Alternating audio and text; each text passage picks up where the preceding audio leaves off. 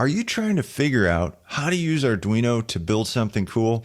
Well, hey, you're in luck because in this single workshop, you're going to learn everything you need to get started with Arduino. By the time you're done here, you're going to know what hardware to get and why. You're going to know the ins and outs of an Arduino board. You're going to understand which software to get. You're going to know the key Arduino programming functions to control electronic stuff. And if you've never programmed before, you're going to learn the key coding structures found in all programming languages. Plus, you'll learn the best follow-on training to this workshop to really accelerate your skills. Let's go. Before we start, please do subscribe to our YouTube channel. It doesn't cost you anything but a click, but it really helps us bring you great content like this Arduino workshop. Huge thank you to Altium for sponsoring this training. If you want to get a free trial of the super powerful Altium 365 software, check the link in the description. Thanks a ton, I really appreciate that. Okay, so what the heck is this thing called Arduino? Well, Arduino is a tool that helps you control electronic stuff with code. So if you're building a house, you'd probably go grab a hammer. Well, if you're gonna build a project using electronic stuff, grab yourself an Arduino. But what do I mean exactly by electronic stuff? Well, let's make two big general groups, inputs and outputs. Inputs are devices that gather information, and outputs are devices that have some action in the world. So for inputs, think of things like temperature sensors, light sensors, touch sensors, flex sensors, humidity sensors, infrared sensor, distance sensors, just to name a few. Then you have things like outputs. DC motors, stepper motors, servo motors, LEDs, LED strips, buzzers, speakers, LCD displays, OLED displays, the list goes on. What Arduino can do is stand in the middle of these input and output devices and control them with some cool logic that you get to create. So Arduino can be used to read inputs and control outputs. Okay, so now you have a general idea of what Arduino is. It's a tool to control electronic stuff. Great. Okay. But how do you actually get started using Arduino? What do you have to do? So here's what you're going to need. We're going to talk about the big three. It's what I like to call the Arduino trifecta. You've got Arduino hardware, the Arduino IDE, and the actual Arduino code that you're going to need to write. So first, we have the physical component of Arduino, which is called an Arduino board. There's a bunch of different types of Arduino boards out there. When someone says Arduino board, it could mean a number of these different circuit boards. In just a little bit, I'm going to tell you exactly which one to go buy if you haven't purchased one yet. And here's some quick good news. If you have bought one already, it's probably going to work just fine. Now, all Arduino boards share one thing in common. They have a microcontroller on them. A microcontroller is basically a really small computer. So when you use an Arduino, you're really just using a microcontroller. The microcontroller is what enables us to read those different inputs and control those outputs. So again, when somebody says Arduino board, they're talking about something physical. It's this printed circuit board and it's got some electrical components on it. We'll dive into this in a little bit. Okay, so you're gonna need an Arduino board. The next thing you're gonna need is the Arduino IDE. That is the software that you will use to actually write the code that is then going to get loaded onto the Arduino board itself. IDE stands for Integrated Development Environment. In just a moment, we're going to walk through downloading the Arduino IDE to your computer. It's totally free, it's pretty darn easy to use, and it's an amazing tool that's going to get you up and running super fast. All right, the third part of this Arduino trifecta is the Arduino code itself. You're going to need to write some code inside the Arduino IDE that is ultimately going to get loaded onto the microcontroller that's on the Arduino board you're using. So the Arduino code that you write is called a sketch. So that's like a little bit of jargon there, right? So normally you write a program. Well, Arduino, they call it a sketch. And this Arduino code itself is basically C and C++ programming languages, but it's got some Arduino specific functions and structure. So when you program on Arduino, you're basically programming in C and C++ programming languages.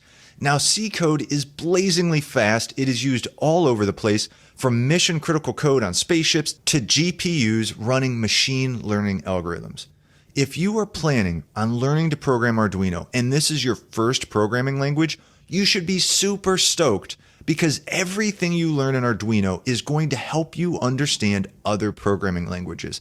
It's not like Arduino's some weird esoteric coding language that has nothing similar to other languages. And it's going to give you a step up on learning to code other languages like Python, Java, or whatever you want to take on. So those are the three things you're going to need. An Arduino board, you're going to need the Arduino IDE, and then you'll have to figure out how to write the code that's going to control this electronic stuff. So we are going to be diving into all three of those things. I hope you're pumped and excited to start learning a ton. So up next, we're going to talk about what kind of Arduino board you should get and why. If you're looking for electronic parts for your design, you're going to want to check out Octopart. It is a search engine for electronic components.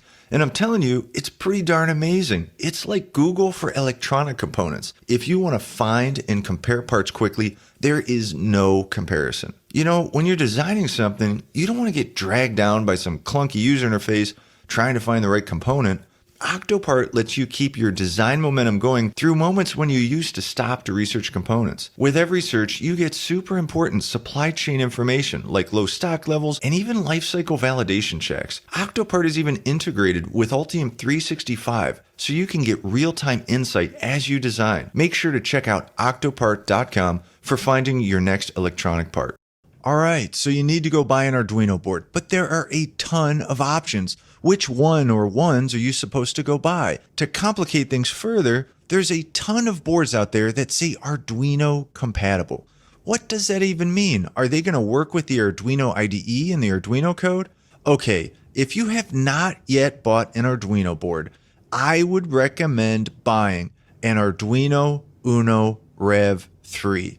If you already have an Arduino board and it's not an Uno, don't worry about it. It's probably going to work just fine, and we'll talk about why in a moment. So why do I recommend buying an Arduino Uno Rev 3? Well, here's the deal. The Arduino Uno is the best board for getting started with Arduino. It's not the best board for all applications, but when you are learning to use the Arduino hardware, the Arduino IDE, and the code all at once, then sticking with the Arduino Uno is going to be your path of least resistance. And here's why. It's super popular, so you're going to find tons of code out there and training specifically for it. It has 20 different general purpose input-output pins called GPIO for reading inputs and controlling outputs. And this is plenty pins for most applications. Plus, the board layout itself is kind of the standard that's used by most Arduino accessories called shields. The only real annoying thing about the Arduino Uno is that you'll need a type AB USB cable, like the kind you use with lots of printers to connect it to your computer. So if you don't have one yet, go get an Arduino Uno Rev 3. And I would recommend for your first one, actually getting it from the Arduino website. It's a great way to support the Arduino organization. Oh, crud, but wait. I already bought an Arduino, and it's not an Arduino Uno Rev 3. I got a Mega or a Nano, or this thing that doesn't even say Arduino on it, but it sure looks like an Arduino Uno. Will these work? Well, here's the good news. The chances are whatever board you bought is probably going to work just fine. And that is one of the amazing things about Arduino. And I want to take just a quick second to explain something that eluded me for like ever, but hopefully it'll make sense to you.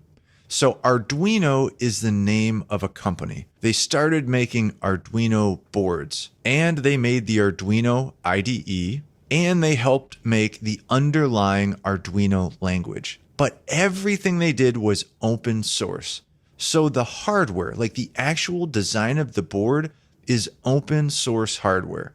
And what that means is that anybody or company can use the exact same design and change it if they want to and start selling boards on their own.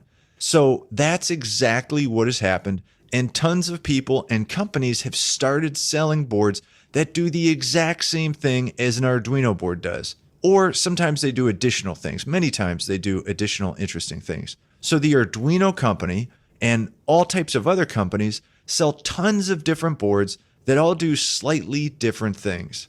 Like think of a car company that sells different types of vehicles. Maybe it sells a minivan or an SUV, sedans or trucks. Each one serves a different use case, but for the most part, they can all get you where you want to go. But it's not just the hardware that's open source. It's also the Arduino IDE. The Arduino IDE, again, that's the software that you use to program the Arduino, is totally open source, and it's actively developed and supported by the Arduino company and the Arduino community. But here's what's crazy. The Arduino IDE will work with these other companies' boards just fine. So any board that you get that says it's Arduino compatible will very likely work just fine with the Arduino IDE. But here's what's even crazier. All the code that you write for one board is in most cases going to work fine on another board with maybe some slight modifications. So if you wrote code for your Arduino Uno, but later want to switch it to a smaller form factor like an Arduino Nano, it's not like you need to rewrite all of your code. At most, you might need to adjust a couple lines of code and you're going to be ready to roll. Okay, I know that was actually quite a bit there. Hopefully you've kind of got a bigger picture of what Arduino compatible actually means. And again, I recommend getting yourself an Arduino Uno R3 if you're just getting started. Now, what if you don't have any cash at all, like zero cash, but you still want to start playing around with Arduino? Well, you actually have a free simulator option. You can get access to a really nice free Arduino simulator at a website called tinkercad.com.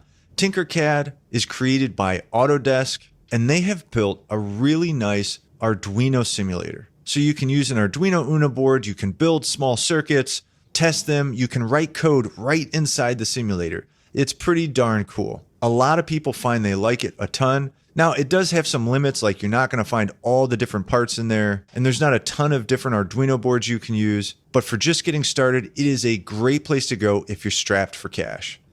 So now let's take a look at an Arduino board and talk about the stuff that's on it. Like, have you ever rented a car and you check out its features, like what side you put the fuel in, where do you adjust the mirrors, like that kind of thing? That's what we're going to do here. So what I've got is an Arduino Uno here. This is what we're going to use as our base for talking, right? First thing first, the whole thing together is called a circuit board. Yeah, I know, you probably know that, but hey, just in case. The most important thing on this circuit board is this big black rectangle that has a bunch of metal prongs sticking out. This is the microcontroller. And again, it is the most important part of the Arduino board. In fact, an Arduino board is a microcontroller development board. It's designed for you to take advantage of all the cool features on that microcontroller.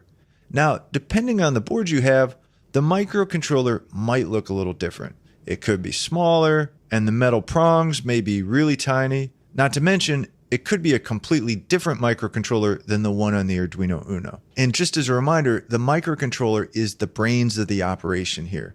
It's what's going to be taking the code you write and applying the logic. So those metal prongs I was talking about, those are called pins.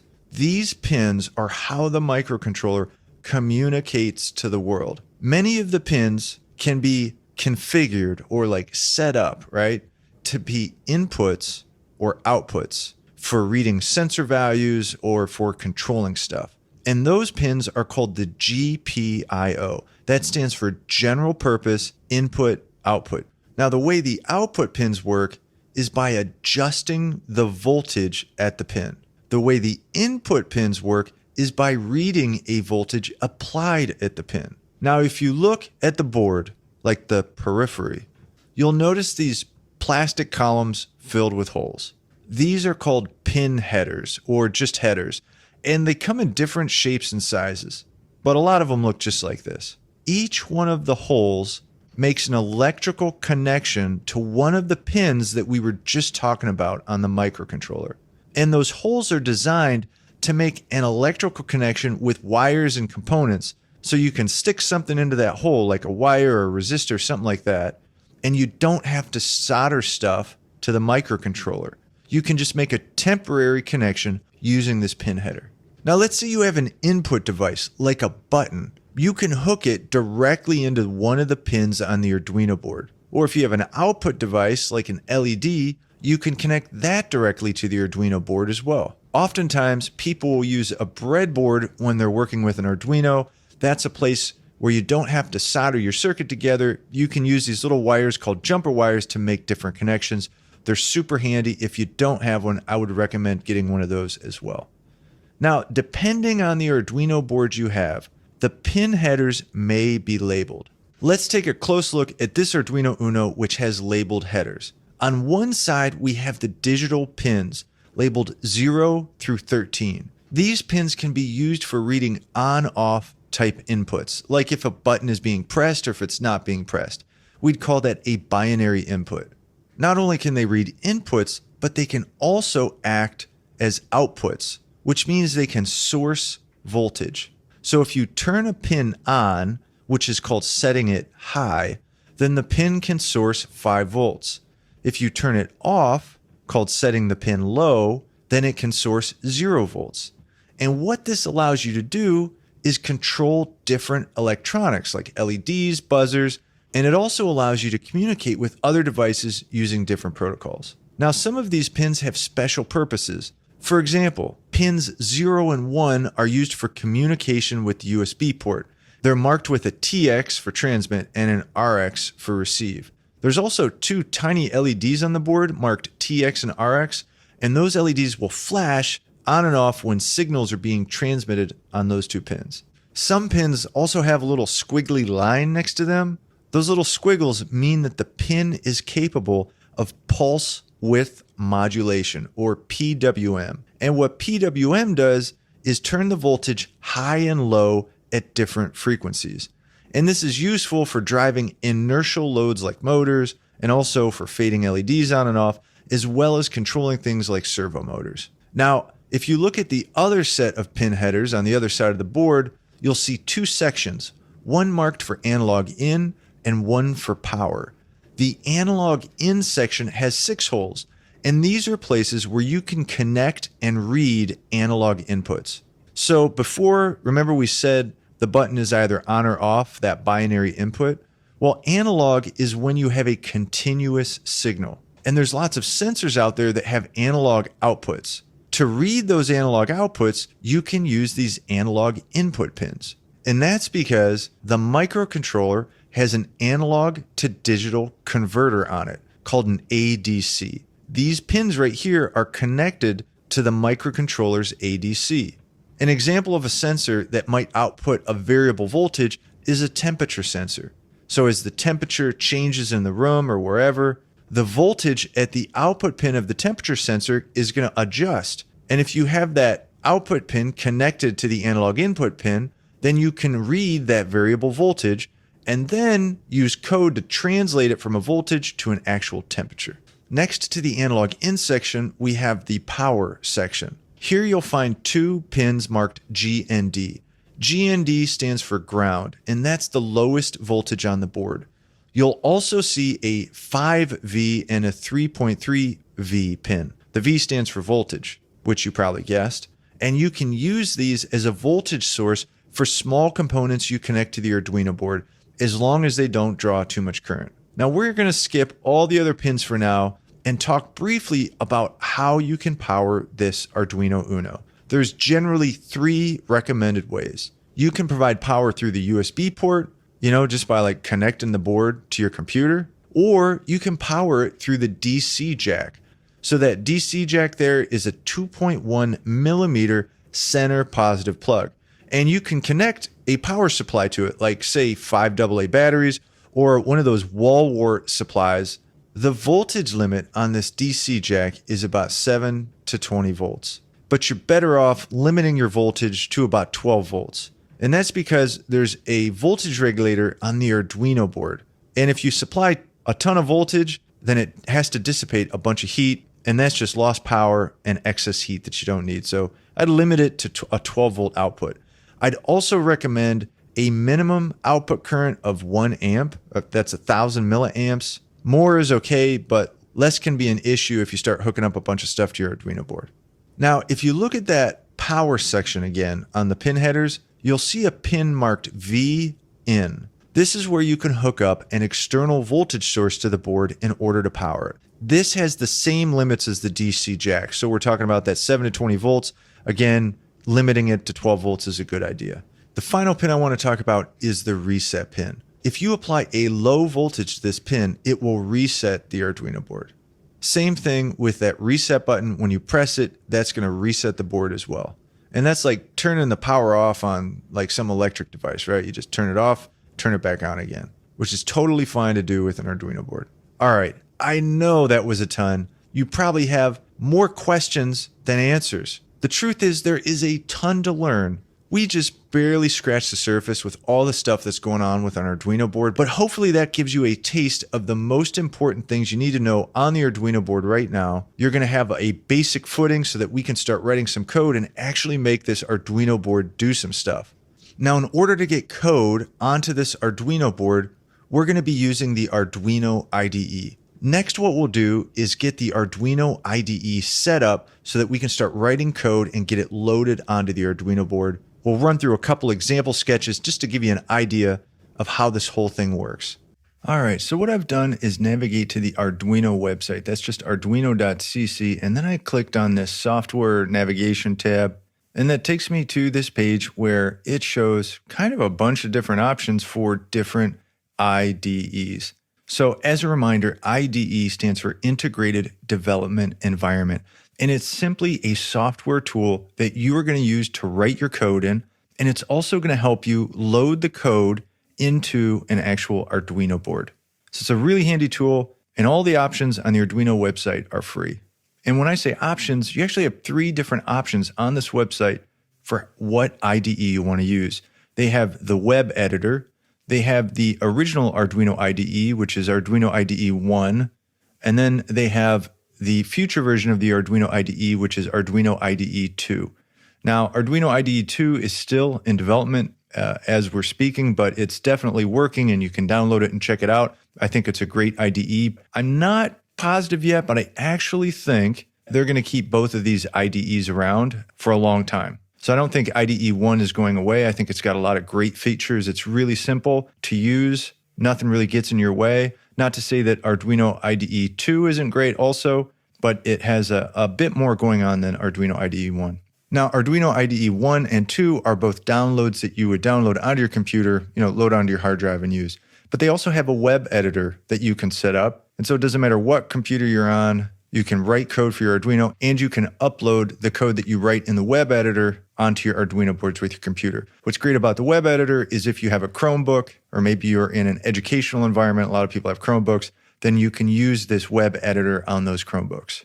So let's go through the process of downloading this Arduino IDE 1. It's going to be the same for Arduino IDE 2, but let's just do this. So I'm on a Windows machine, click this.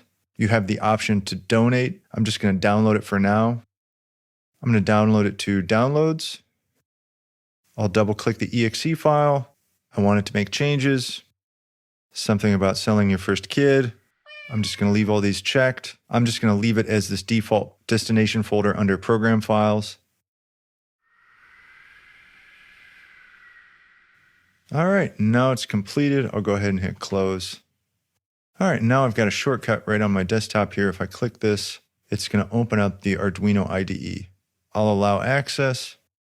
All right, here we go. This is not super duper fancy, but this is it right here. So when you open up the Arduino IDE, it opens up a new sketch. It creates a new sketch for you with the date in there. And it fills it with 2 functions, void setup and void loop, which you'll learn about here shortly. But what's really important is about where these things get saved. So what I'm going to do is I'm just going to go ahead and save this. File save. All right, so I'm saving this. The file name is going to be subsandwich. I'm going to hit save. So now what I want to do is show you where that actually gets saved. So I'm going to go to my documents. And if we come to documents, when you install the Arduino IDE, it creates a folder called Arduino. And if you open that folder up, there's going to be some files inside here. So libraries is where all the libraries that you save will go. And all the other sketches you save, it's going to create a folder with the name of the sketch. So we save subsandwich. And if you open that, it's going to have a file in here. And you can see the file name is also subsandwich. Now, the file extension is .eno. Old file extensions are .pde, but .eno is what you'll see. And this folder named Arduino, this is called your sketchbook folder. So if you go to File, Sketchbook, you'll see here's 2 programs in here. Now, I had already downloaded the Arduino IDE and I had a little simple write program. So that's why this shows up. But if you want to get to the programs you've written, which are called sketches in Arduino, you would just go to Sketchbook and there they would show up. But let's go to File and let's go down to Preferences. And I want to show you this right here. This is where you set your Sketchbook location. Right now, mine is under Users, Mica, Documents, and then Arduino. And you can change that here if you want. You can also change the font size. Like we could make the font size bigger, which I usually do. So we'll make that 18. You can display line numbers if you want. So you'll see this when I save this here.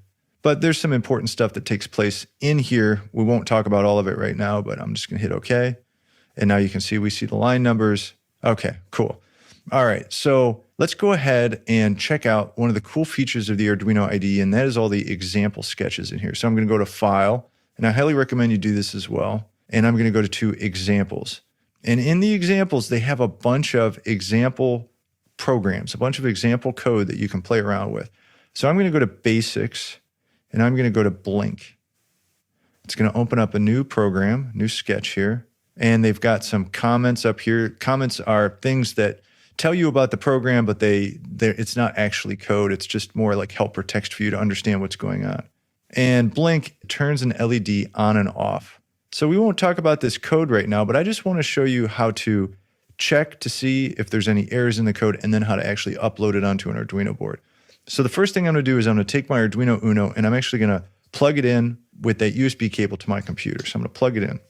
Now my computer, it made a little noise like, oh, hey, I recognize something. Yours may or may not, but mine does. And then I'm going to go up to Tools, Board, and I'm going to select which board I have. Now, I have an Arduino Uno, so it already recognized that for me, so I'm just going to click that.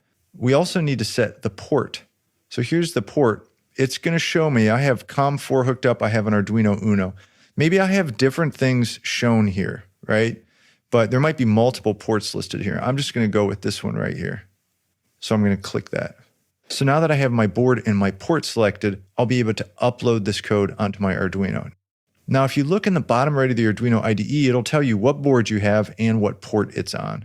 And then this space right here in this black space, this console space, it's going to show you if you have any errors or anything like that. So the first thing I'm going to do is hit this little check mark. This is the verify.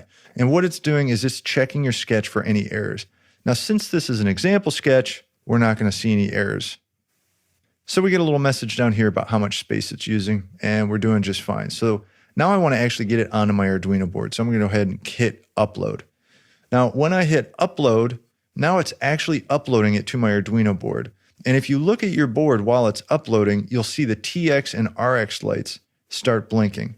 Now, what this program does is it blinks an onboard LED on the Arduino Uno. So most Arduinos, they have an LED on the board somewhere. Usually it's at pin 13, but not always. And as you can see right now, we're blinking the LED. So we are able to successfully upload this to the board. And so it's on for a second and off for a second. But if, let's say we wanted to speed that up, we could mess around with this delay function. And we'll talk more about this later, so don't get too worried. But I just want to just show you how this can work. So I'm just going to make that 100 and this, let's make it 75. And then I'm going to go ahead and upload it again.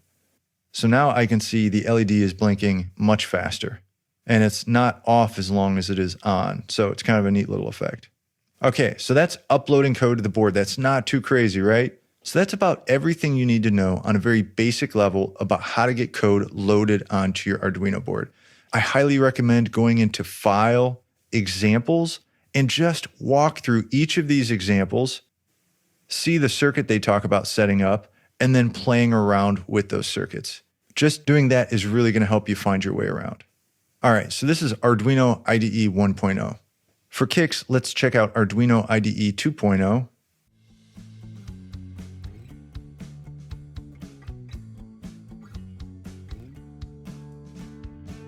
All right, the license agreement. I'm going to install it for everybody who uses a computer. And I want to say, yep, that's okay. Again, selling my children. Now, what's nice is you can have Arduino IDE 1 and Arduino IDE 2 installed on your computer at the same time. No issues there, so I'll hit install.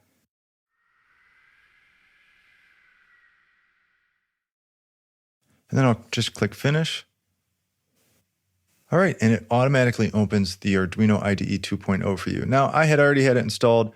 You might have to click to install some drivers while you go through that process, but it's just acknowledging that some drivers are getting installed.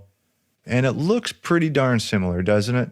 So you're going to have File and Preferences, and you'll notice that the sketchbook location is the same for IDE 1 and for IDE 2.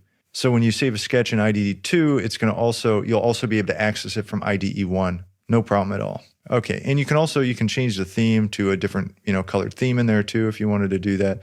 Kind of fun to do. I'll just keep it with this theme. Now, if I want to connect a board, I can just go to Tools, Board, and select my board. Notice this is Arduino AVR boards. There's different types of boards that you can have show up here. We won't cover how to show the different boards, but got a really big list here, and I'm just going down and saying, yep, Arduino Uno. And then I go back to Tools, Port, and the only port it's showing me is currently this COM4 Arduino Uno port, so I'll select that. And then you'll notice just right here, it's going to show me my options. If I had other boards here, it would show me those. And then again, down in the bottom right, it's telling me what board I'm connected to and the port that I'm on. The Verify button is the exact same, and the Upload button is also the same. So I can go to File, Sketchbook. I can see there was that sub sandwich sketch that we had saved. I can go to Examples and see all those examples. I'll just go to Blink again. Now in Arduino IDE 2.0, this is going to open up a new window. So I'll go ahead and open this up. It's the same sketch, nothing different there. And just verify that, yep, this is the port I've got selected, and I can go ahead and upload. And the output shows down here. All right, and that's pretty much Arduino IDE 2.0. So pretty darn similar, huh? Not too much different there. Now let's talk about the web editor. So I'll go ahead and click Code Online. And what you have to do is set up an account. I've already done that. All right, so here I am. Now I'm logged in to the Arduino web editor. But in order to actually upload a sketch with the USB port, you have to install some software. It's the Arduino agent. So this little thing pops up. I'm just going to go ahead and click that, and it's going to walk me through setting it up, making sure it's installed. So I'm going to install the agent and then select for a Windows 32 or a Windows 64. I've got a Win64, so I'll download for that. I'll double click the installer. Just hit some next. Yep, I'm going to accept selling my kiddos. That looks like a good installation directory.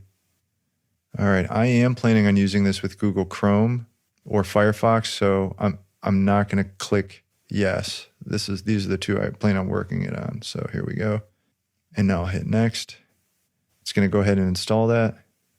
And then it launches the agent. It just kind of runs in the background. Finish it. Now when you look down at your toolbar, you'll see this little Arduino looking thing, and this is the agent right here. So you can actually click this. It's going to take you right to the web IDE. If you go to the Create, it'll open up a tab for you. And what we're going to be working with is the web editor. All right, so now I'm all connected. All right, so now what I do if I want to select the board is I just click here, and it's going to show me the boards I have. So here's an Arduino Uno. I select that. Cool. And then over here, it's got the different things. So I can go to Examples, Basics, Blink. Here's that sketch that we just saw on our desktop. Same thing here. And then I'll click Upload. Same thing happens. The TX and RX lights turn on and off. And I have successfully uploaded the board. So same thing here. And when you save sketches, they get saved over in your sketchbook folder, but this is an online sketchbook folder. So, I've used this before, so we've got some code in here, but it just gets saved over in here, and you can organize it, and you can access these from anywhere. So that's pretty cool. So which one of these are you supposed to use? Well, here's the good news. It doesn't really matter. Just pick one and go with it. Now, if you are on a Chromebook computer, then you're going to have to go with that Arduino web editor. But otherwise, IDE 1, IDE 2, it doesn't really matter. There's also other editors out there that, we're not going to talk about right now that you could write this code on. For example, VS Code, you could use Platform IO. The code's going to remain the same. It's just a matter of which IDE you feel most comfortable programming in. All right, here we are in the Arduino IDE, and this is the stuff we're going to go over. How every Arduino program is laid out, how to use variables, how to use control structures, and we're going to be talking about all the most important Arduino specific functions as we go through this. So the first thing we're going to do is go ahead and open up a new sketch. We're going to talk about how an Arduino program is laid out. So here's a new sketch. And what do you notice? There's some words here, some stuff. Well, this stuff, these are functions. And the reason we know they're functions is they've got these open and closing. So here's an open and here's a closing parenthesis after a word. So that kind of setup, when you see an open closing parenthesis, maybe some stuff would be in here. That's going to give it away like, hey, this is a function. So the name of this function is called setup. It has an opening curly brace and a closing curly brace. Same thing with this function. This function is called loop, and it also has an opening and closing curly brace. Now, you can forget this word void. Don't worry about that. But these two functions, setup and loop, need to be in every single Arduino program you write. If we read the information that's in here, it says put your setup code here to run once. And in loop, it says put your main code here to run repeatedly. Well, what does it mean to run code? What are they talking about? Well, that just means that if we write any code in here, it's going to execute the code, and it's going to execute the code from the top to the bottom. So if we have code 1, code 2, it's going to execute code 1 first, and then the next line of code, code 2, and it's going to go on till it gets to the end. And once it gets to the end, setup is over, and then it moves on to the loop. So setup runs once, and the code you'll put in here is stuff that only needs to run once. It's like code that's going to set up the other part of your program. Now the loop, it's going to run over and over again. So in loop, it also starts at the top, and it's going to work its way down. First, it's going to execute this code on line 9, and then this code on line 10. Of course, this isn't code. This is just gibberish, but I'm just trying to give you an idea. Then it gets to the bottom curly brace, and when it gets here, it starts back up at the top, and it runs this code step by step. And it's going to do that forever. That is, it just repeats the same thing over and over and over until either you remove power from the Arduino board or, I don't know, the universe ends in heat death.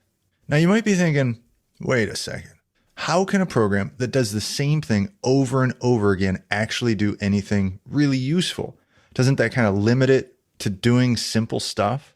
Now, at first blush, you are totally right. But what we can do as programmers, and where it really gets fun, is we can use variables and control structures to change how the program reacts. And so you're able to get extremely creative, diverse logic that can control things from graphical user interfaces to countdowns to just about anything you can dream up. So these functions, void setup and void loop, are extremely important. They are going to be in every single one of your Arduino programs. In fact, if you leave one of these functions out, you're going to get an error. So now we don't have the loop function. Let me verify, and we should see an error down here. And we get an undefined reference to loop, which is just saying, hey man, stick that loop in there. Okay, so this is how every Arduino program is laid out, with setup and loop. All right, so now let's talk about variables. These are super awesome tools that you're going to be using in just about every program you write. A variable is like a bucket that allows you to store information in it. Like, say we wanted to measure the temperature with a temperature sensor. When you store the value from the temperature sensor, you would put it into a variable. Making a variable is simple, and storing information in a variable is really simple.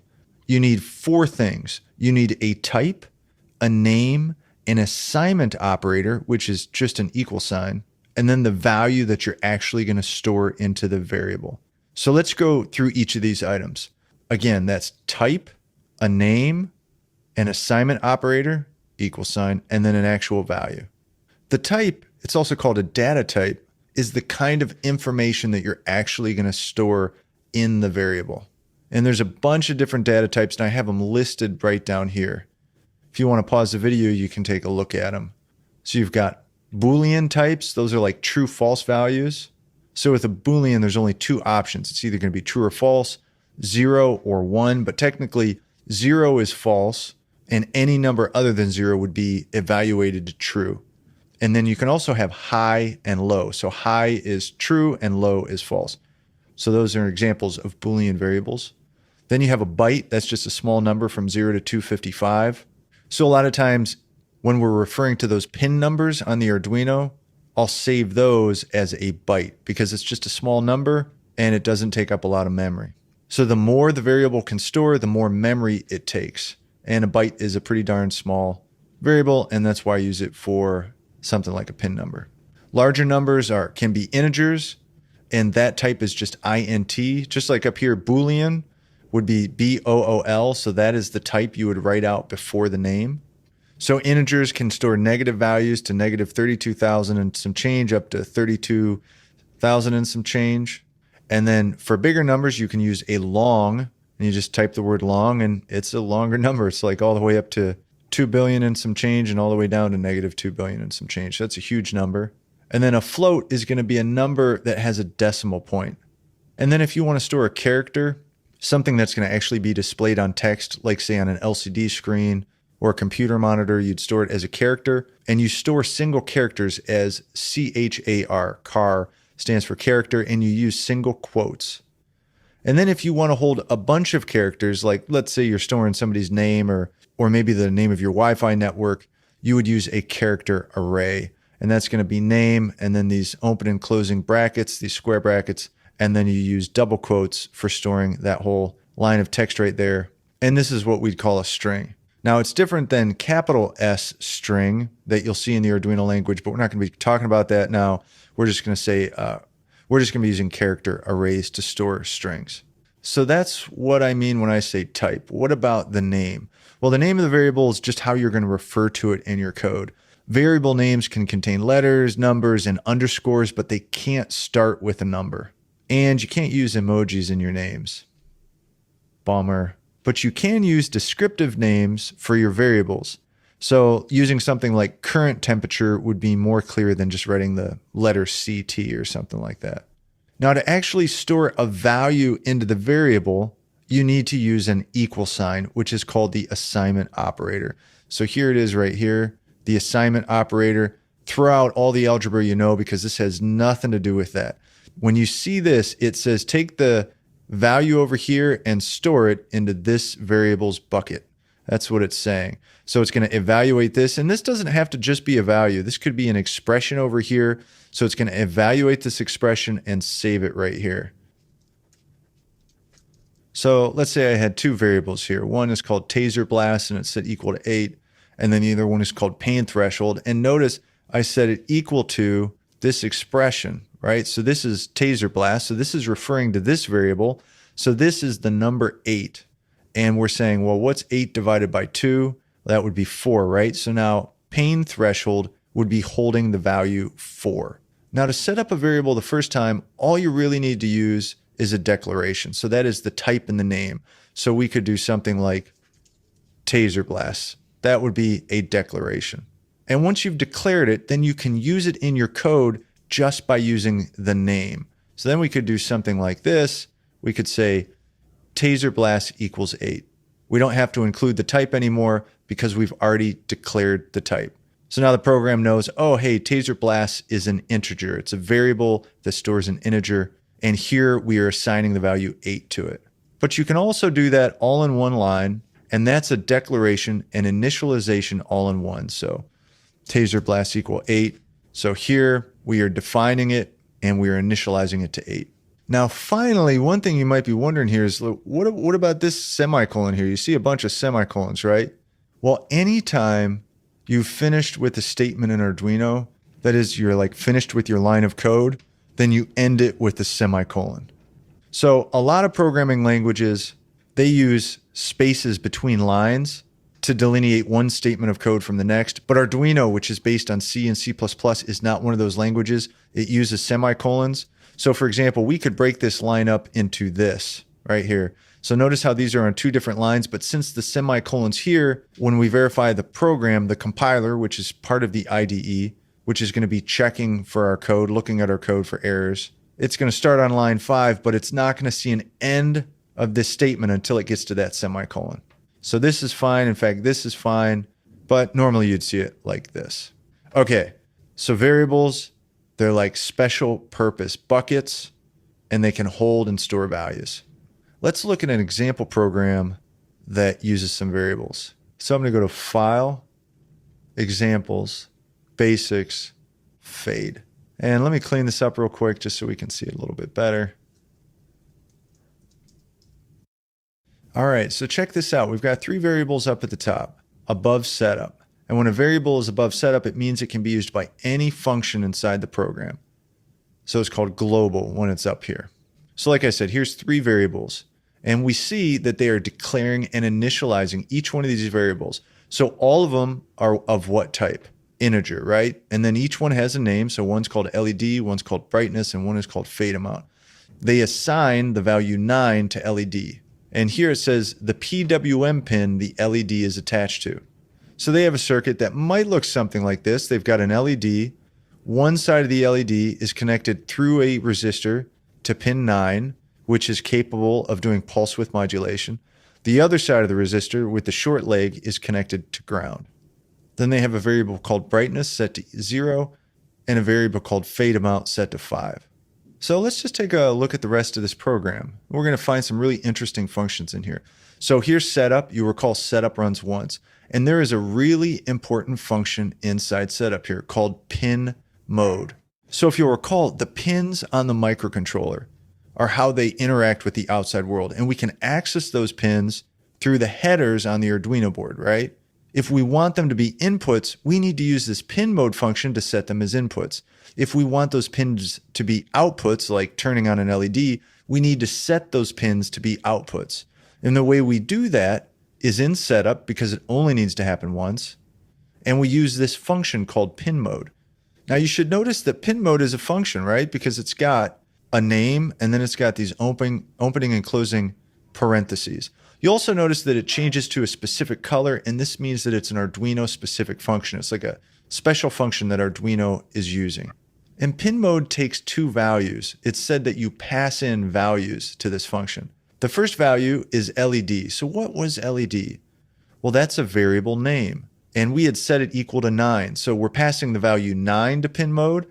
And then we have a comma. And then we're passing this keyword output. And what this is telling the Arduino is, hey, pin 9 on that microcontroller needs to be set as an output. That way it can source voltage. So pin mode, super important Arduino function. So what's the first thing that happens in the loop? Well, we come to another really important Arduino specific function called analog write.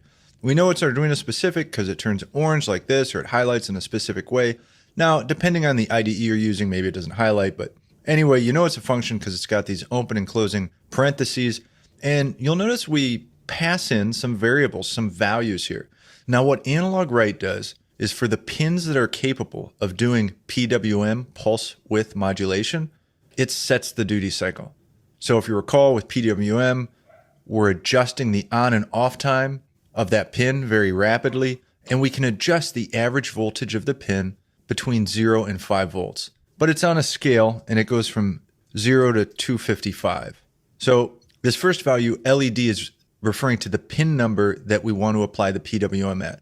So what was LED? Oh, that's right. We set it to 9. So this is the value 9. So we're saying, hey, pin 9, we're going to PWM you. And now it says, hey, well, what is the amount you want to set the PWM to? Somewhere between 0 to 255. If we set it to 0, this would have an average voltage of 0. If we set it to 255, the average voltage would be 5 volts. And somewhere in between there, you know, like what, 127 or something like that, that would be 2.5 volts. So you can use anywhere in that range. And again, it's adjusting the actual duty cycle, so the on and off cycles of the pin. All right, again, super important function. Analog write, Arduino specific. You can use it to set PWM for a pin. Okay, so we've talked about pin mode and analog write so far. Now, what's this next line of code here? Well, look at this. We're doing another assignment. So we're saying, hey, brightness, that was a variable we made, right? What was this? Brightness was equal to 0. So it says brightness is equal to brightness plus fade amount. Doesn't that look like weird algebra? Well, remember, it's not algebra. The assignment operator is saying, take the stuff on the right side of the equal sign, evaluate it, and then store it in this variable. So here we have brightness. Well, what is brightness? Well, it was 0, right? So this is 0 plus another variable, fade amount. What's this? Well, it was set at 5.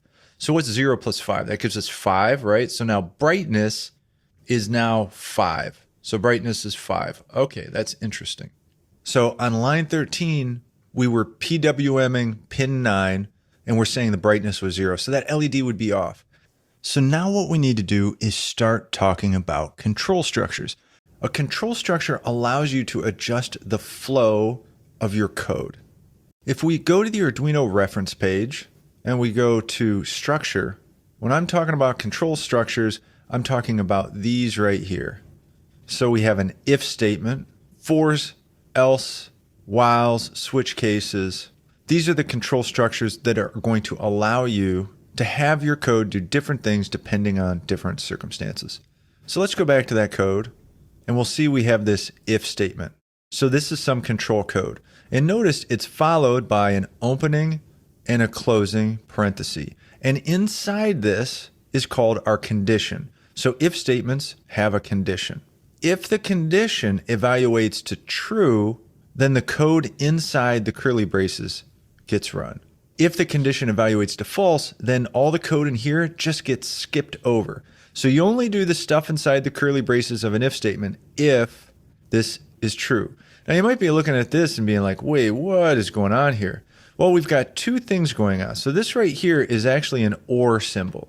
So this condition is saying if the brightness variable is less than or equal to 0, or if the brightness variable is greater than or equal to 255, then do something.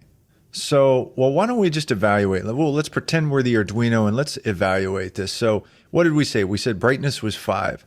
So if brightness is 5 less than or equal to 0? Nope, it's not. Okay, well, is 5 greater than or equal to 255? Nope, it's not. So that means we're just going to skip over this line of code right here the first time through the loop, right? Okay, so we've controlled our code flow because we haven't used this based on a condition. So then we get to this next line of code and it says delay 30. Here's another one of those super important Arduino functions that you'll learn to love and hate. It's called delay, and what it does is it stops the program in its tracks. No other code will run for the amount of time you put in here, and this time is in milliseconds. So for 30 milliseconds, we're going to say stop. Don't do anything, Arduino board. And when we say stop, don't do anything, what we're saying is don't execute any more code. Because what we did up here on line 13, when we PWM'd pin 9 to a value of 0, that means the LED was off, right? There's no brightness there. And we're just going to hold that position. So delay is kind of like hold it. Okay, go. That's what's going on here. So after the delay, we get to this final curly brace. Here's the end of this loop function. And what do? We start back up at the top. So we're back at the top. We run into our friendly function analog write again using the PWM feature of the microcontroller. And what is brightness this time? Well, if you recall, last time through, we changed brightness to 5. So now brightness is 5. So that increases the on time for the duty cycle. And that means this LED is going to be on ever so slightly. So now the LED is going to turn on dimly. Now, it's not going to turn on dimly because we've applied a lower average voltage to it. It's actually going to come on dimly because of the ways our eyes work. So the LED is going to be flickering on and off at a rapid pace. It's not going to be like somewhat on and somewhat off. It's going to be full on and full off. But the frequency of it coming on and off tricks our eyes into thinking that it's actually dimly lit. And that's how PWM works with LEDs. You're able to make a fading effect of the LED by adjusting the duty cycle of that PWM signal. All right, so we can see the LED dimly.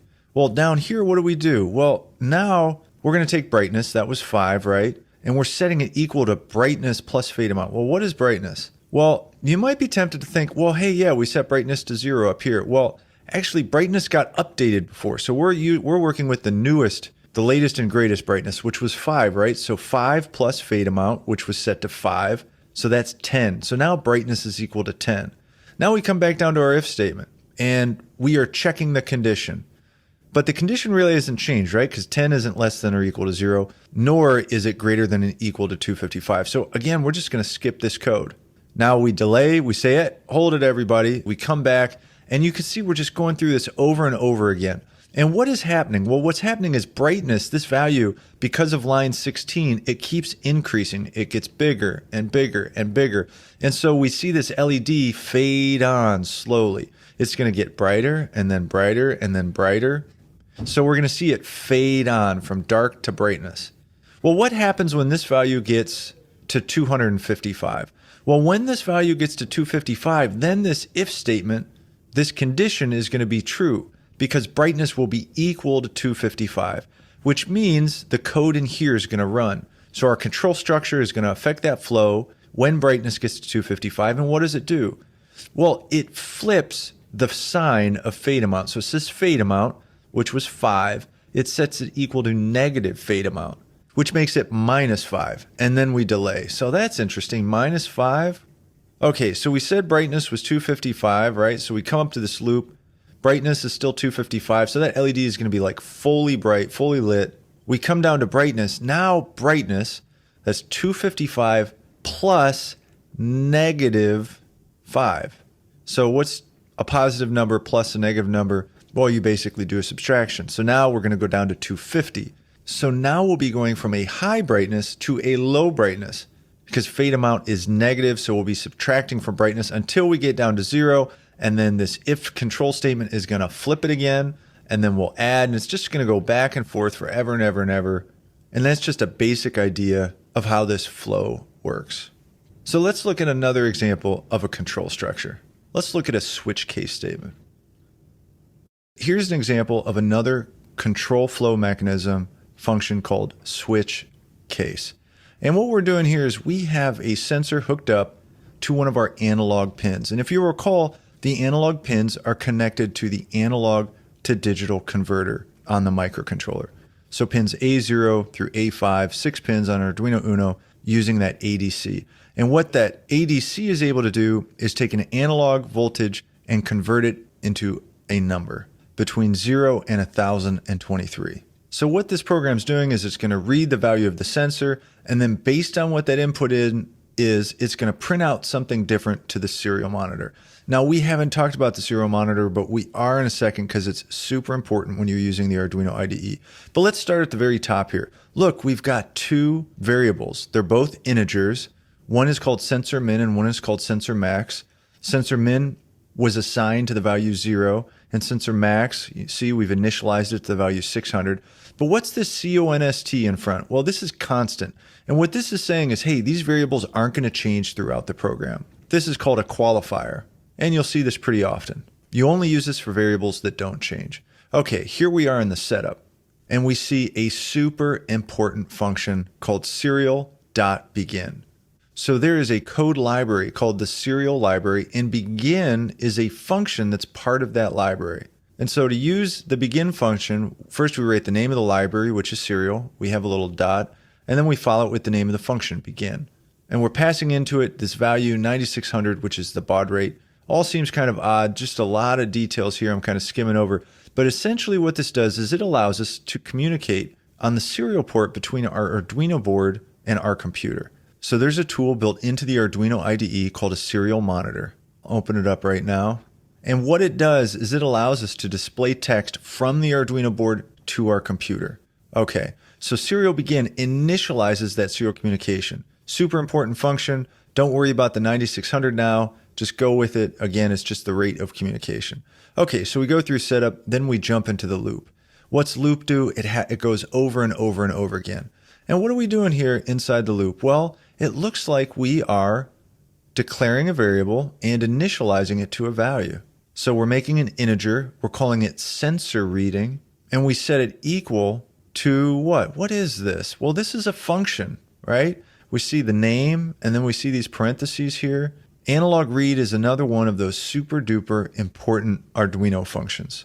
Analog read uses those analog pins. So analog pins 0 through 6, and it allows us to use the ADC to read a voltage. But all it needs to know is, hey, what pin number do I need to read that voltage at? And so we're saying pin A0. So if you want to refer to those analog pins, you can use A0, A1, A2, A3, A4, A5. So you just put an A in front of the number.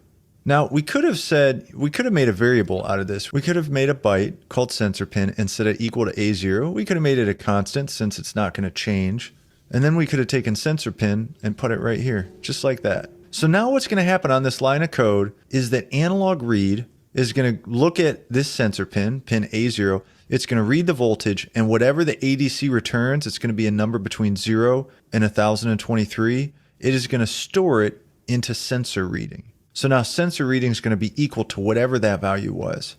Line 14, a little bit confusing. It's using a map function. Now this is a Arduino specific function. It's not super duper important. It's still useful. What map does is it takes one range and it converts it into another range. Basically what's going to happen is you pass in the existing range and then you want to transform it into a new range. I'm not going to go into it now, but basically what it's going to do is it's going to squish down the number. So as that sensor value changes, we're either going to get a 0, a 1, a 2, or a 3. And that's when we finally get to this switch case here. So the switch, notice that there's a parenthesis following it, and inside there is a value. And this value is going to determine which case we actually take on. So here we've got case 0. So when the value is 0, we're going to execute this code. When the value is 1, we're going to execute this code. When the value is 2, this code. And when the value is 3, this code. Notice the break statement after the case that says, hey, when you get to the break statement, it's going to jump us out of that switch case. So you're only going to do one of these cases. So in this loop, we're going to read the value at the sensor. We're going to map it to a small condensed range. And then we're going to do something based on the value. And in this case, we're using the serial library again, but we're using the print line function from the serial library. And this is what is actually going to print something out to the serial monitor window. So after we get down to the end of the switch case, we have a short delay, just 1 millisecond, and then we jump back up to the top of the loop. And what do? Well, we read the sensor again. Well, why would we read the sensor? We just read it, didn't we? Well, we're going to read the sensor because the idea is that our Arduino is constantly checking the sensor. It's always on the lookout. Hey, did the sensor change? Did it change again? Is something different?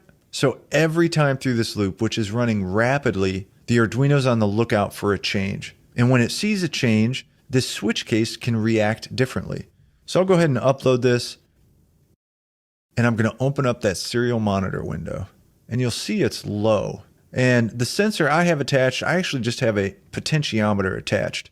And a potentiometer is like a dial. Think of like on a amplifier or on an old school radio, you know, as you turn that dial to change the station. So I'm just going to slowly change this. And you can see as I change that, the value is changing. Sensor reading is changing because the value at sensor pin is changing. And as I adjust it lower, it's doing that as well. So you can see, again, how this control structure is helping us adjust what happens in the sketch itself.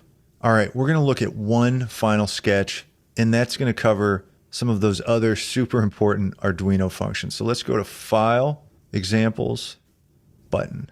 So now this is a sketch that is going to check for a button press. So this circuit looks something like this. We're going to have an LED attached through a 220 ohm resistor to pin 9, the other side going to ground. But then we're adding in a button. One side of the button is connected to pin 2. The other side of the button is connected to ground. So you can forget about the potentiometer, just look at the LED and the button here. So what we want this code to do is look at that button, and we want to change how the LED is reacting based on what the button's doing. So in this case, when we press the button, the LED is going to turn off. And when we're not pressing the button, the LED is going to be turned on.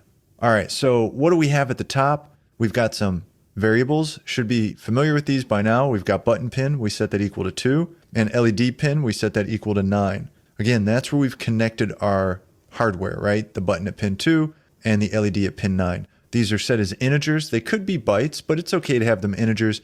And then they're qualified as constants. They're not going to change, so that's why they're made as constants. But then we have a variable called an integer called button state, and it's set equal to 0. Now the button can either be on or off, so we could have set this equal to a Boolean, but setting it equal to an integer is fine too. Then we get to our setup function, and we're using the pin mode again. So we can use the pin mode function to set those pins as outputs, like we're doing with the LED, we're setting it as an output, or we can set a pin as an input. So we could just do input like this, but we can also set it to an input pull-up. Now, I won't exactly get into what pull-up resistors are and all that stuff right now, but basically what it's saying is, hey, we're going to set this pin to a high state, and if you want it to change, you need to pull it to a low state. But for all intents and purposes, we're saying, hey, we want that button pin, that pin 2, to be an input. And if we wanted, we could just do input. But in this case, we're just going to go with input pull-up. All right, so in setup, which only runs once, we're going to use pin mode to set one pin as an output and one pin as an input. And then inside the loop, what do we do? Let's see. First line of code we come into, we've got our variable button state. It's set equal to 0 now, and we're setting it equal to this function, digital read button pin. So here's another super important Arduino function, digital read. We know it's a function because it's got those parentheses, right? It takes a value in here, and it's a reserved function name. It changes to the color orange. And what digital read's going to do is it is going to read the voltage at that button pin. And it's going to check whether the voltage is high or whether the voltage is low. Now, in our case, when we are not pressing this button, since we made this an input pull-up, pin 2 will read high. But when we are pressing that button, what we're doing is we're introducing ground voltage. And so pin 2 is actually going to read ground voltage when we press the button. So that would be a low voltage state. So when we don't press the button, this is going to be high. And when we do press the button, it's going to be low. High is represented by a 1 and low is represented by a 0. So if we don't press the button, then digital read is going to return a value. What's that value going to be? If we're not pressing the button, it's going to be a 1.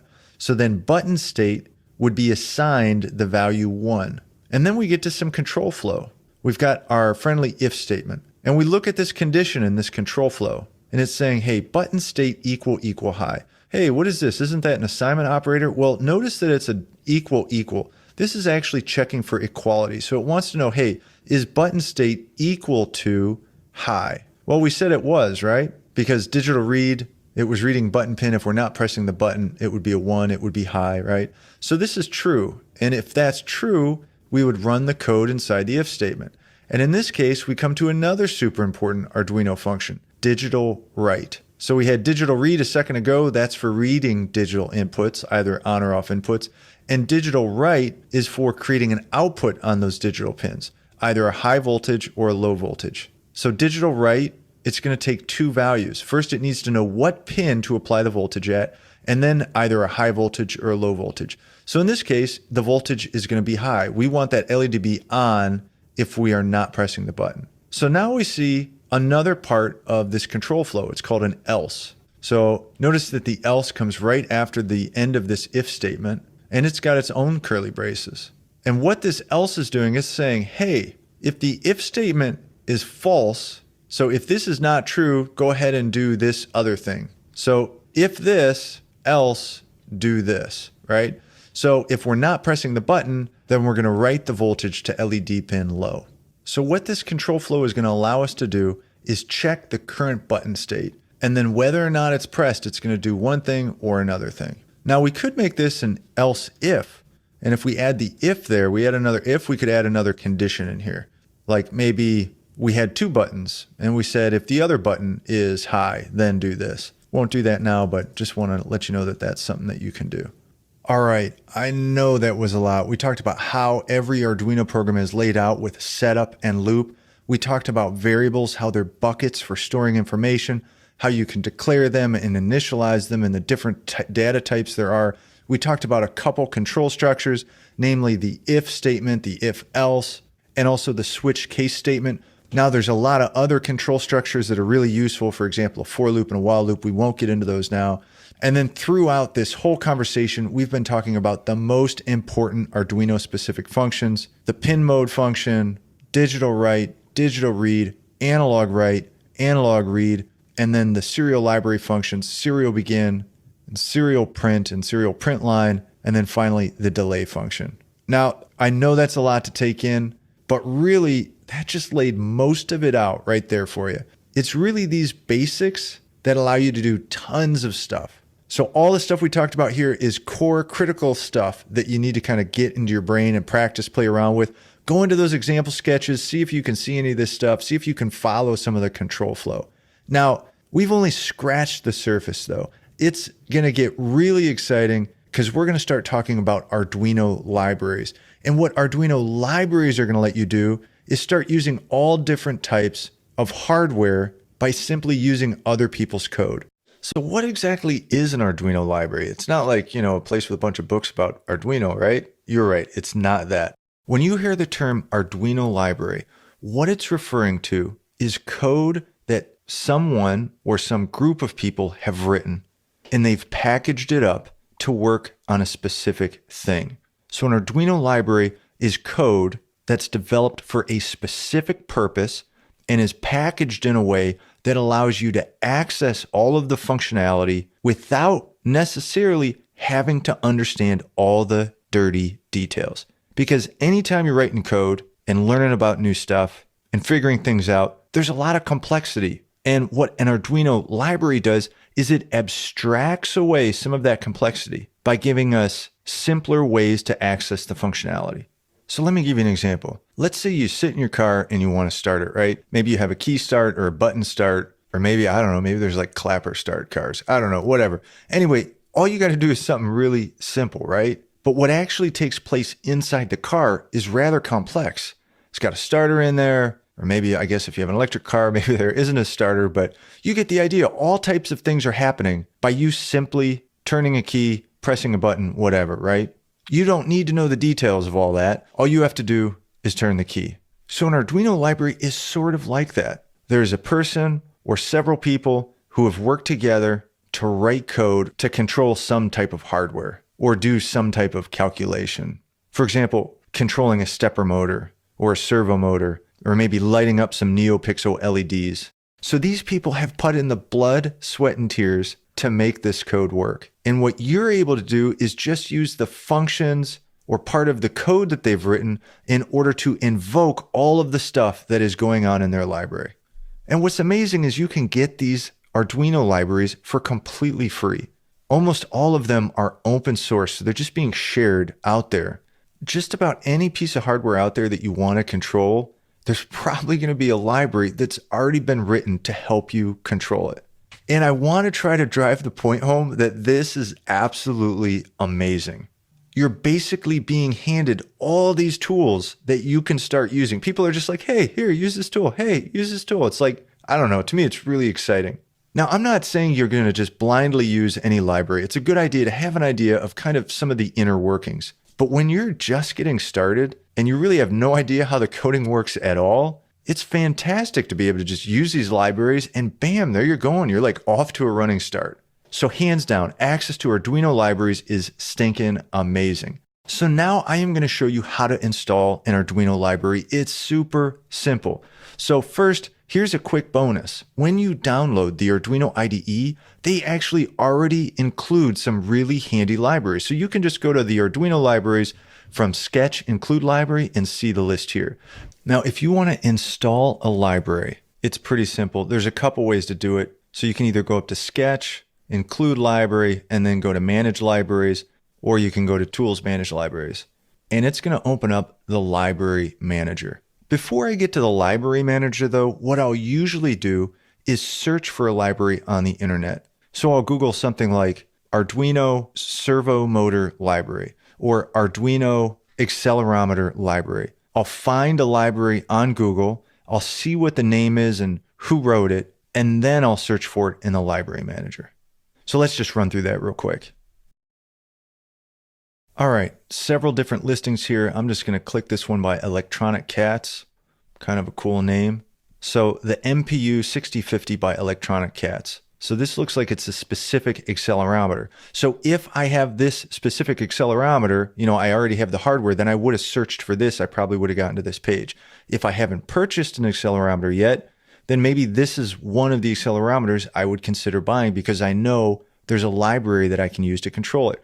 So now all I'm going to do is just grab this part right here. MPU 6050, I know it's by Electronic Cats. Now I'm going to go back to the IDE, paste it right in there. And now this is filtering And I'm coming down here and then look at this. See, a bunch of them come up. There's several different ones for this MPU 6050, but this one is by Electronic Cats. So I know this is the one I want. I'll go ahead and click install. That easy. And now it tells me it's installed. So what actually is happening when you click install? Well, what's happening is the Arduino IDE is going out to the internet. It is grabbing all the code files and it is saving them into the libraries folder in your Arduino folder. So let me show you exactly where that is. So I'm going to go ahead and open up my documents. So here I have documents, my documents. This is the Arduino folder, right? And inside the Arduino folder, you have a folder called libraries.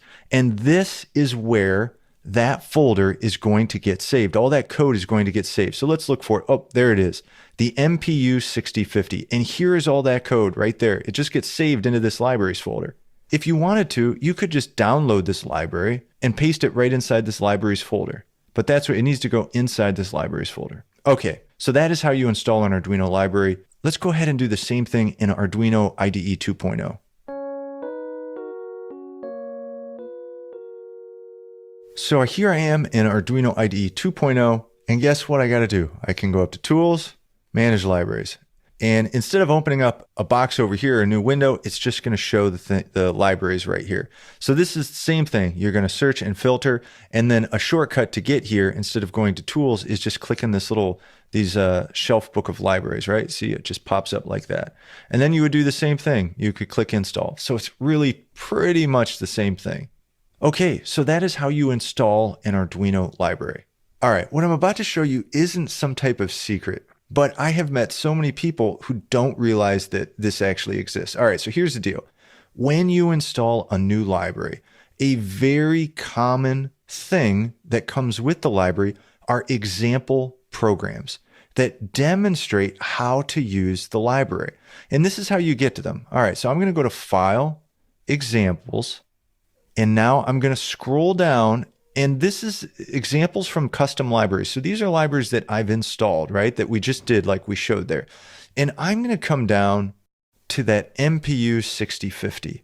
I'm going to come over here, and I can see that there's a bunch of different example files. I'm just going to go ahead and go to this MPU 6050 raw.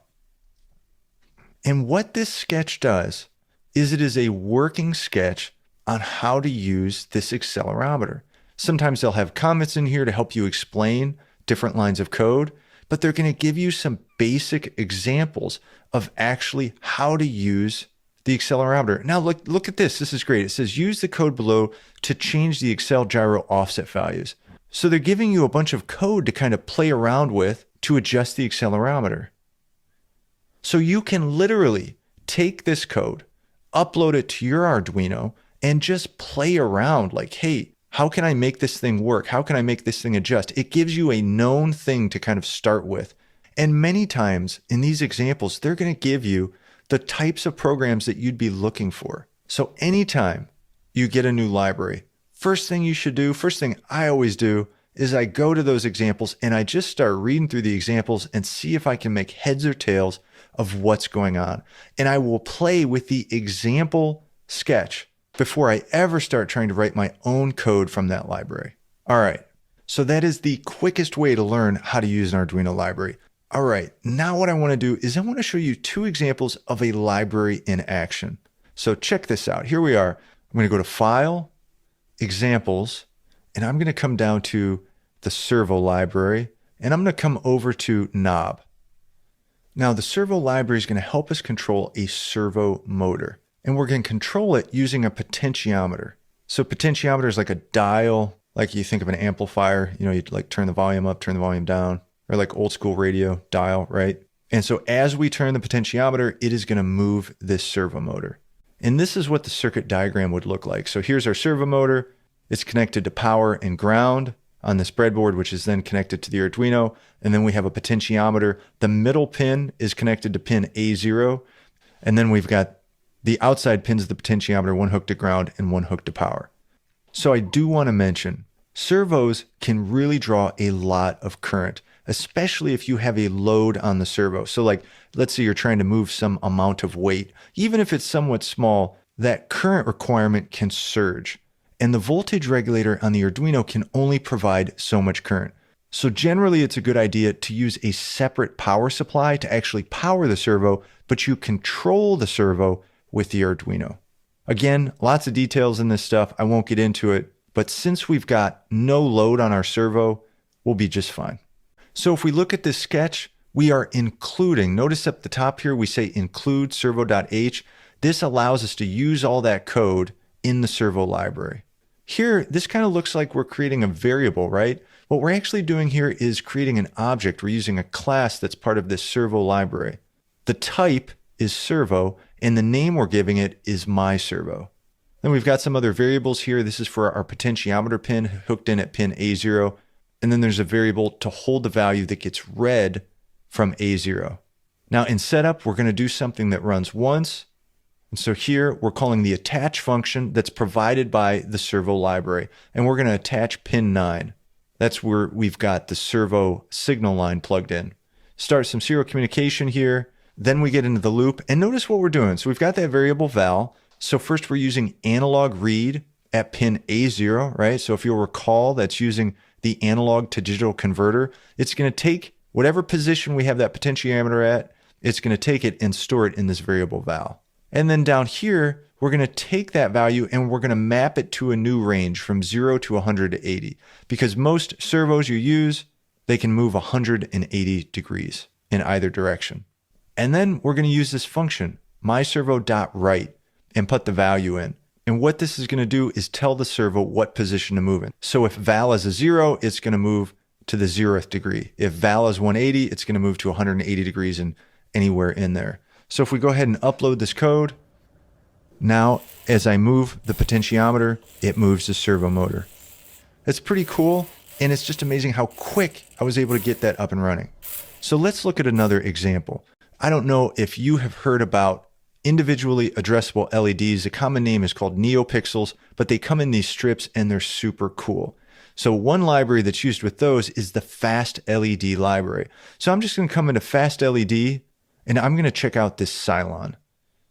Now notice this example in the library. It's giving me all types of information about what I need to actually hook up. Now it might take me a bit of time to kind of figure out exactly what this code is doing, but at least I have a starting place to work with. All I have to do is make the connections. So the strip I have has 12 LEDs. I'll make the connections as appropriate, click upload, and now I've got this cool effect on my LED strip. That's pretty awesome. All right, well, I hope you are as pumped as I am about using Arduino libraries. Like I said, they open up so much opportunity for you as a new programmer because you can lean into the expertise of all these developers all over the world. I'm going to make a claim here. Maybe I'm wrong, but I would say Arduino, hands down, has the most libraries available for all different types of hardware out there. It's just amazing. Now, if you have any questions about this, please just ask the question in the comments. I'm going to do my very best to answer all the questions. Also, while you're down there, if you could like our video, and if you haven't yet subscribed to our channel, it doesn't cost you anything but a click, but it really helps us bring you great content like this Arduino programming workshop. Hey, if you made it this far and you hear me talking right now, congratulations. I'm hoping that you just learned a ton of stuff. And it tells me if you're this far into it, you really want to try to learn this Arduino stuff. Now, if you enjoyed this workshop, you feel like you're kind of getting ahead a little bit, then I really think you would enjoy the training that we offer at Programming Electronics Academy. Now, our flagship training is called the Arduino course for absolute beginners. And it lays out module by module a clear and concise guide for learning the ins and outs of programming with Arduino. You're going to start at the very beginning, getting familiar with the Arduino ecosystem and the fundamentals of programming. Then you'll dive into programming for inputs and outputs. You'll learn coding structure to help build logic into your programs, and you'll do a deep dive into coding libraries and how to find and use the best ones for your application. We'll cover using arrays and writing your own functions. And finally, we'll cover using interrupts and timers to make your code react to inputs exactly when you need them. By the end of this training course, you're going to have the programming knowledge to start writing code to control your own projects. You'll understand how to lay out an Arduino program the specific functions you'll need for reading inputs and creating outputs, and you're going to know how to structure your program so that it flows like you want it to. Now, here's what's crazy. This flagship course is only one of the courses that comes as part of our program. We have courses that cover connecting your project to the internet, on how to power your project, course on basic electronics, on using LCD displays, on using audio boards for making noise, on using servo motors, and more. And we keep adding concise, high-quality training programs. And here's probably the best part of this program. If you ever get stuck or confused on a lesson in our training, you can simply ask for help in our private forum and get a pleasant response. Thanks again to Altium for sponsoring this training. Check out the description to get a free trial of the super powerful Altium 365. If you want to learn more about this training program, just click the link in the description to get started. Thanks a lot. Again, if you want to check out that program, just click the link in the description. Have a great one. Bye.